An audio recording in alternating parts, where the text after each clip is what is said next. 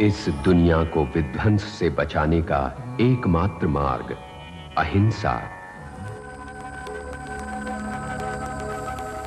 आज मानव ने अंतरिक्ष को छू लिया है, पर मानवता रसातल में जा पहुंची है।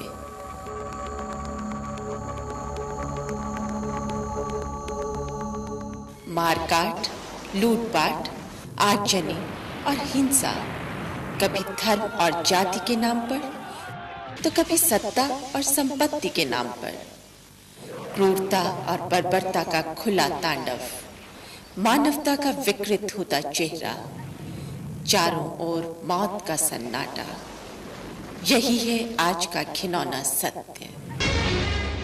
पर हिंसा के इस घोर अंधकार में कुछ लोग ऐसे भी हैं जो अहिंसा की मशाल हाथ में थामे आगे बढ़ते जा रहे हैं। एक ऐसी ही अनूठी शख्सियत का नाम है आचार्य श्री महाप्रज्ञ। हिंसा के बादल छटे, नफरत का कोहरा मिटे, प्रेम और सद्भाव का नया सूरज उगे, यह है इनका एक खूबसूरत सपना। इस सपने को हकीकत में बदलने के लिए आचार्य श्री ने प्रारंभ की है अहिंसा यात्रा।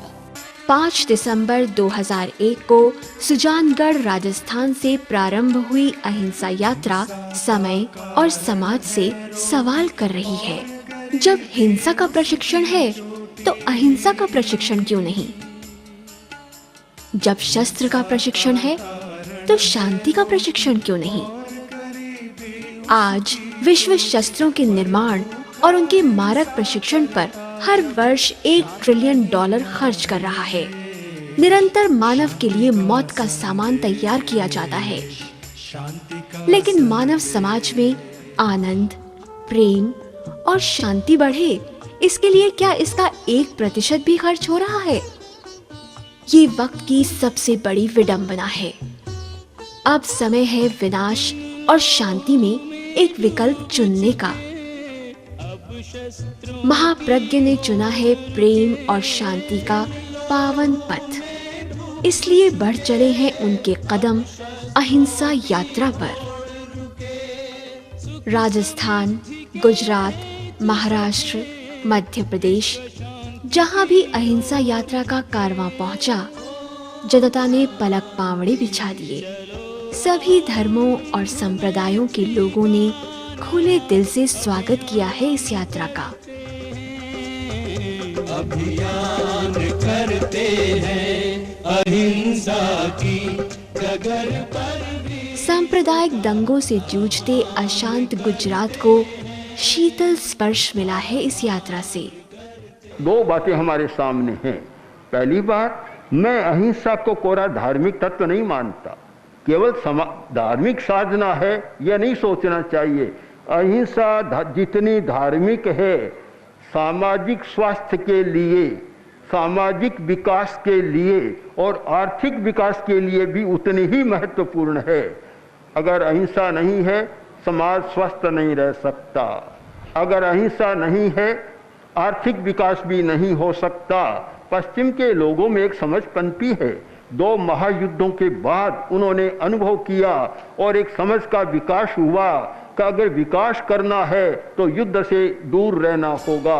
इसीलिए वे लोग शांति का बहुत प्रयत्न करते हैं।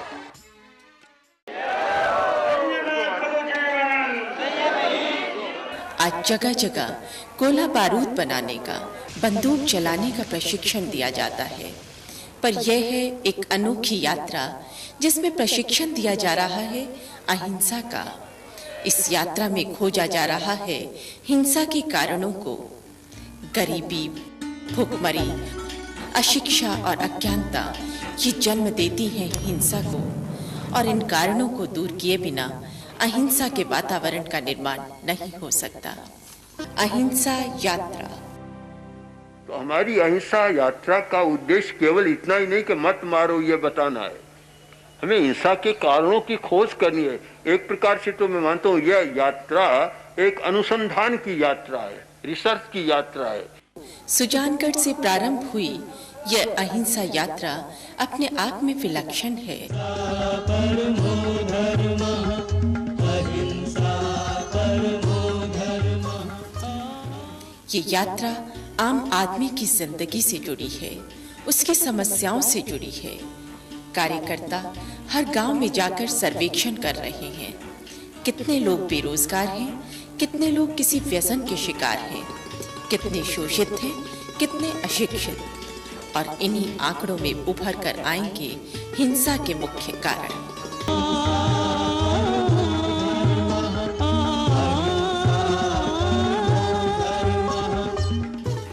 इस यात्रा की मुख्य विशेषता है कि यहाँ पर लोगों को सिर्फ उपदेश नहीं दिए जाते, केवल भाषण नहीं दिए जाते, यहाँ सिखाई जाती है जीवन जीने की कला। हिंसा में विश्वास रखने वाले कैदियों को भी यहाँ मिलता है प्रशिक्षण, ताकि वो एक अच्छे इंसान बन सके। यहाँ कराए जाते हैं कुछ ऐसे प्रयोग जिनसे क्रोध, लोभ, अहंकार पर काबू पाया जा सके। कुछ ऐसे प्रयोग जिनसे प्रेम, मैत्री और करुणा का विकास हो। यहाँ आने वाला हर व्यक्ति अपने साथ लिए जाता है कुछ अनमोल जीवन सूत्र, कुछ मीठे एहसास। सीधे साधे काम वालों से आत्मीयता भरा रिश्ता जोड़ा जाता है। उन्हें व्यसन मुक्त जीवन जीने की प्रेरणा दी जाती है। शासन में होने के कारण मेरा यह दायित्व है कि अगर कोई हिंसा करे, कोई अपराध करे, तो उस अपराधी को दंडित करने की व्यवस्था करो। लेकिन अपराध प्रवृत्ति जन्म न ले सके, कोई अपराध करे ही नहीं, इसका प्रबंध शासन नहीं कर सकता। इसका प्रबंध या तो शिक्षा करेगी या तो फिर संस्कार देने वाले आचार्य महाप्रज्ञ जी जैसे संत करेंगे।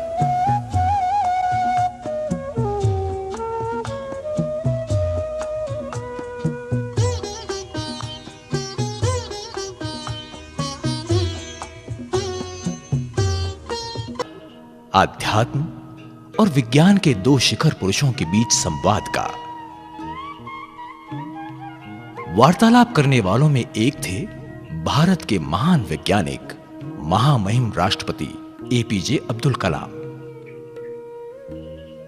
आंखों में चमक और होठों पर मुस्कान लिए डॉक्टर कलाम जब वार्ता कक्ष से बाहर आते हैं तो पत्रकार उनसे प्रश्न करते हैं, आपको यहां क्या मिला? डॉक्टर कलाम का उत्तर है, एनलाइटनमेंट एंड न्यू एनर्जी, नया प्रकाश और नई ऊर्जा।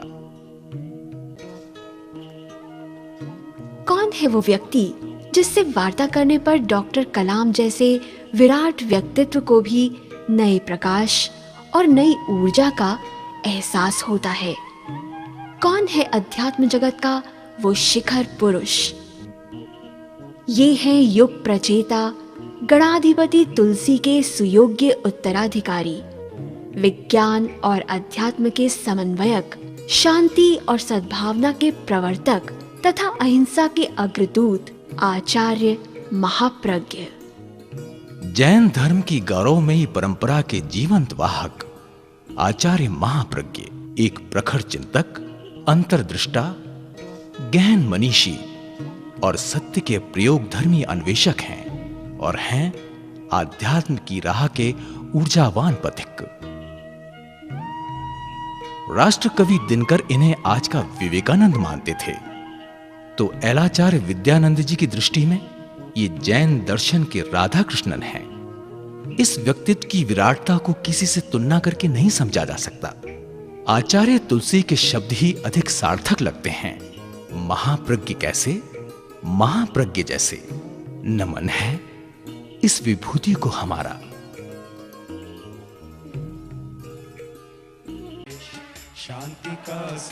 अहिंसा यात्रा समाज में अहिंसा के संस्कारों को जन जन तक पहुंचाकर अहिंसक जीवन शैली एवं सम्यक आजीविका के प्रशिक्षण का एक सघन अभियान है। यह अभियान अहिंसा को ग्रंथों से निकालकर उसे मानव की जीवनचर्या से जोड़ने का एक सार्थक प्रयास है। नैतिकता के विकास की निर्मल गंगा है। यात्रा क्रम में लगभग 3.5 लाख विद्यार्थियों को जीवन विज्ञान के विविध प्रयोगों की जानकारी दी गई। अकेले तमिलनाडु प्रांत में पिछले 5 सालों से 1 से 8वीं कक्षा के लगभग 50,000 विद्यार्थी प्रतिवर्ष जीवन विज्ञान की परीक्षा दे रहे हैं। जिसके सांसों में रहता है शाश्वत शांति का स्पंदन, उस महाप्रज्ञ को वंदन, उस महाप्रज्ञ को वंदन।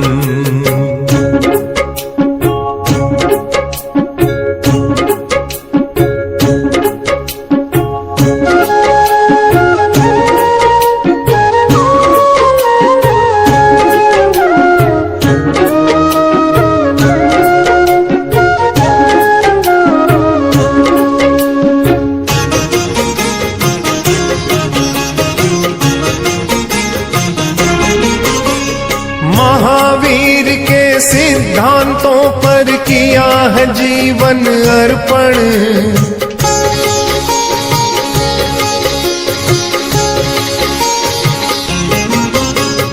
महावीर के सिद्धांतों पर किया है जीवन अर्पण। भिक्षु की रीति नीति का पालन करता है हर क्षण, पालन करता है हर क्षण। मानवता की रक्षा का हर पल करता है जो चिंतन, उस महाप्रज्ञ को वंदन, उस महाप्रज्ञ को वंदन। जिसके सांसों में रहता है शाश्वत शांति का स्पंदन, उस महाप्रज्ञ को वंदन, उस महाप्रज्ञ को वंदन।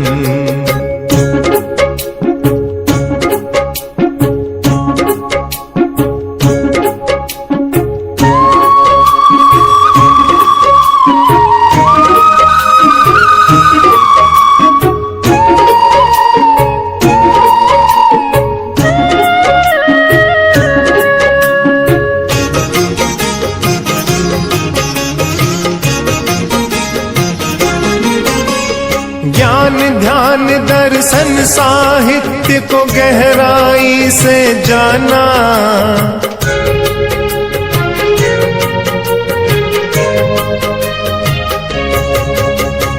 ज्ञान ध्यान दर्शन साहित्य को गहराई से जाना। पदवी उपाधि सम्मान चाहे जिसकी झोली में आना, जिसकी झोली में आना। अलबेला ज्ञानी ध्यानी साधक माँ बालू का नंदन, उस महाप्रज्ञ को वंदन, उस महाप्रज्ञ को वंदन।